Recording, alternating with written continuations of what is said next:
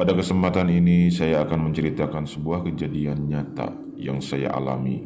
Tetapi sebelumnya saya ucapkan terima kasih kepada Priki dari channel telah memberikan kesempatan dan waktu untuk menyampaikan pengalaman yang saya alami. Dulu sewaktu saya lulus sekolah, saya berharap sekali bisa langsung bekerja. Tetapi karena belum ada kesempatan sehingga saya hanya bisa menunggu panggilan dari lamaran yang sudah saya sampaikan pada setiap perusahaan yang saya cita-citakan. Yang saya lakukan tidak hanya mencari sendiri, juga saya menyampaikan kepada saudara, barangkali ada sebuah pekerjaan yang penting bisa menghasilkan uang. Selang beberapa lama, saudara saya menelpon dan menawarkan sebuah pekerjaan, tetapi kata dia, pekerjaan itu tidak sesuai dengan bidang saya sewaktu sekolah. Tetapi kalau hanya untuk sebagai pengalaman itu baik menurut saudara saya. Pekerjaan yang saudara saya tawarkan adalah di sebuah panti pijat refleksi di kota Jakarta, Pondok Gede. Pada saat itu saya bilang, saya nggak ada pengalaman memijat. Saya awam, bagi saya untuk memberikan jasa pijat, tetapi saudara saya bilang mudah karena sebelum bekerja dilatih dulu. Cepat atau tidak menguasai ilmu pijat refleksi tergantung kesungguhan. Kemudian saya menyetujuinya. Jujur, saat itu pertama kali saya sendiri pergi keluar kota, apalagi Jakarta, bermodalkan selembar kertas, alamat, dan handphone Nokia 2300. Gak ada GPS kayak zaman sekarang. Dan saya diberikan nomor handphone teman saudara saya. Singkat cerita, saya berangkat ke Jakarta bertemu dengan teman saudara saya. Ternyata seorang perempuan cantik yang memang perempuan itu bekerja bagian keuangan di tempat saya bekerja. Dan kecantikannya itu belum pernah saya lihat di kota saya. Dengan usia di atas saya, maklum dalam hati, kota besar mungkin perempuannya dirawat tubuhnya. Saya dilatih dalam seminggu saya bisa menguasai. Yang paling aneh, setelah 3 minggu, kok perempuan itu setiap bekerja pakai jaket. Padahal kan Jakarta itu identik dengan suhu udara yang panas. Dan dia setiap waktu itu doyan makan buah nanas yang agak matang gitu ya, asem gitu. Saya bekerja hampir 2 bulan di sana, kok terlihat perut perempuan itu nampak semakin besar dengan kaki yang bengkak. Saat itu saya nggak berpikir apa-apa karena jujur orang pertama dan paling dekat hanyalah perempuan itu karena orangnya juga baik. Sekitar jam 11 siang terdengar suara bayi di toilet. Karena posisi bangunan refleksi itu ada 2 lantai dan di lantai atas terdengar suara bayi. Saya bergegas karena yang lain sedang pada sibuk memijat para tamu. Bergegas saya pergi ke atas. Ternyata teman saya itu yang perempuan itu mengunci diri atau mengurung diri di toilet. Karena saya gimana ya, peduli gitu, kenapa ada suara bayi gitu di sebuah toilet dan perempuan yang saya kenal ada di dalam mengunci diri dengan waktu yang lama gitu. Kemudian saya paksa dan saya dobrak pintu itu. Pas dibuka terlihat perempuan itu melahirkan seorang bayi, yang bayinya itu sedang direndam-rendam ke sebuah bak di toilet dengan mata yang merah sambil melotot ke saya dengan bayi dicelup-celup kayak teh gitu, dicelup-celup ke bak. Sampai yang biasanya kan bayi itu kalau baru lahir kan ada belepot darah sampai bersih tuh, udah kelihatan pucat. Karena saya masih muda dan belum ada pengalaman menggendong bayi, apalagi yang baru lahir, kemudian saya panggil teman yang lain, seorang perempuan. Dan kemudian langsung dengan sigap mengambil bayi itu. Kemudian saya langsung nelpon bidan, karena memang kalau untuk lahiran itu bidan, dan diperiksa. Ada robekan katanya di sebelah itu. Kemudian saya ke teman yang lain bilang agar kejadian ini jangan sampai terdengar oleh para tamu yang sedang dipijat karena bisa merusak reputasi perusahaan ini. Tidak lama setelah diperiksa dan istirahat, kemudian pemilik Jen Refleksi ini datang dan menjemput karena memang ada hubungan saudara juga. Kemudian teman saya itu pergi.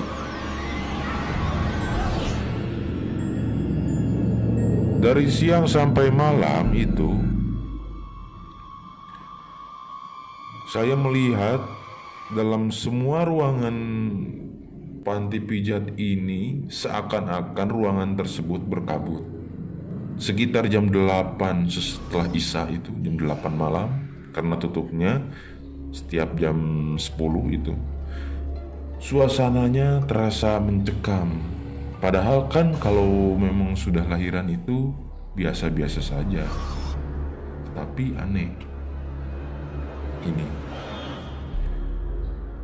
Tidak lama kemudian, perempuan yang siang tadi menolong bayi kerasukan di lantai atas itu, lantai atas. Kemudian semua yang bekerja dan menutup dengan, karena pada waktu itu tamu sudah pada nggak ada, ditutup. Kemudian sebagian naik ke atas. Sewaktu kesurupan sulit untuk disadarkan.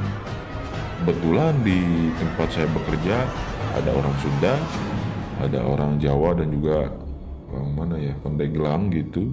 Kita nanya pakai bahasa Indonesia nggak dijawab. Kita nanya pakai bahasa Jawa, ada juga yang nanya kamu kenapa gitu. Dan pas ditanya bahasa Sunda, yaitu tempat saya juga bahasa Sunda, saha maneh, dia bilang aing nu tadi ngalalep-lalepkeun budak anu kuduna budak ieu teh, anu aing jatah aing ku jelema ieu di tulungan. Maksudnya gini, tadinya anak itu mau jadi milik dia, tetapi karena sebab si perempuan yang dia rasuki itu menolong ini, sehingga dia tidak jadi memiliki bayi itu. Kemudian ditanya, siapa kamu? Saya Kunti katanya, bilang gitu.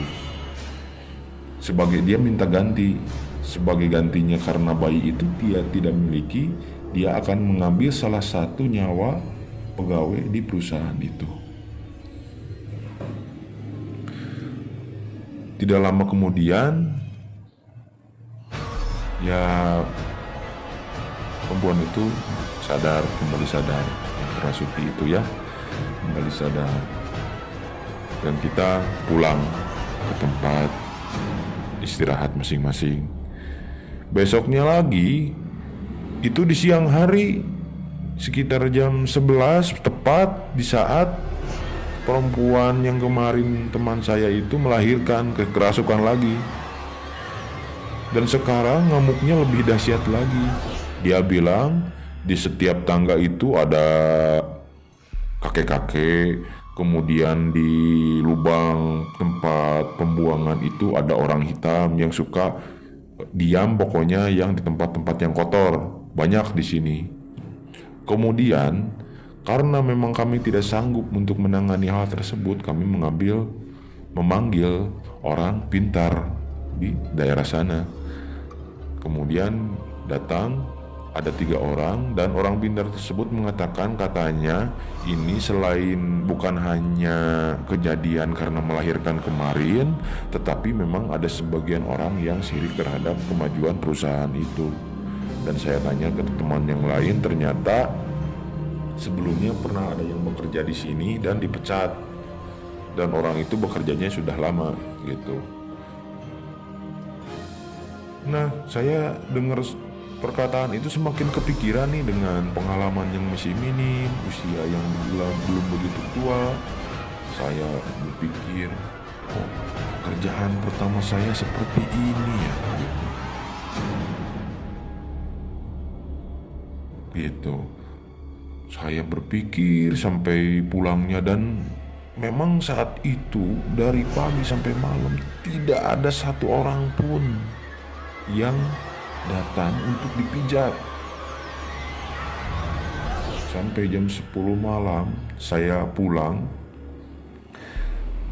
Saya di jalan aneh, padahal di jalan itu saya merasa sudah lihat kanan dan kiri di jalan itu kosong.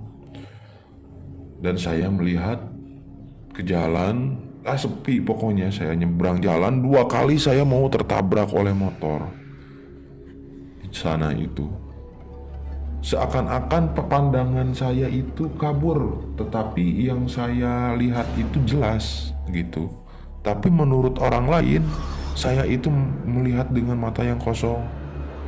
Dan saya dikasih saran untuk banyak berdoa, banyak mengingat Allah agar senantiasa dilindungi. Pas mau tidur, saya merem mau tidur, itu kelihatan gitu sosok perempuan datang menghampiri. Setiap saya nutup mata itu, bahkan di dalam mimpi pun saya dibawa, diajak. Di situ saya berpikir, wah, ini tidak bisa lama-lama nih saya bekerja di sini, karena situasinya saya goncang jiwa. Mungkin ya karena kejadian kemarin, ditambah lagi teman dekat saya sudah tidak bekerja lagi di sini, sudah balik lagi ke tempatnya. Saya tidak panjang pikir lagi, usaha sudah sepi, tidak ada tamu. Karena jujur, sebelumnya saya tidak percaya dengan hal-hal seperti itu. Kemudian saya tidak percaya, tapi dalam hati saya juga takut saat itu, karena karena saat itu saya lemah iman. Dan saya pulang. Cerita, saya tidak mau mendengar lagi cerita di sana. Saya tidak mau komunikasi dengan pekerja di sana, udah sampai putus. Saya pulang lagi ke daerah Cianjur. Dan sampai saat ini saya sekali-kalinya untuk merantau di sana. Oke, terima kasih. Dan itu pengalaman yang saya sampaikan, kejadian di Jakarta Pondok Gede, genrefleksi berujung misteri.